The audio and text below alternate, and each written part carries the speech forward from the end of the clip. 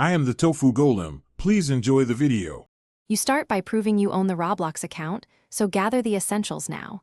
Collect the original email address and the exact username. Next, find receipts for any purchases tied to the account. Note the last login date and list devices or IP regions you used. Once done, open the Roblox support form area and choose Account Hacked or Can't Login. Make sure to keep browser tabs open with your evidence ready for upload or copy-paste. Now you fill the support form precisely because details speed resolution. Choose the exact problem category and enter the email and username exactly as they appear. In the description, list timestamps, transaction ID, and device names. Paste short email headers if available. Upload clear screenshots of purchase receipts and any error messages. Once submitted, jot down the ticket number and expected response window. Make sure to use a contact email you currently control for replies.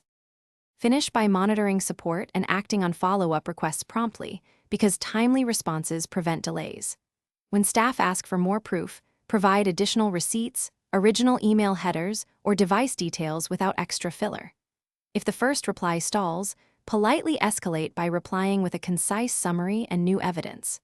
Once Roblox confirms recovery, immediately reset the password, enable two-step verification, and update the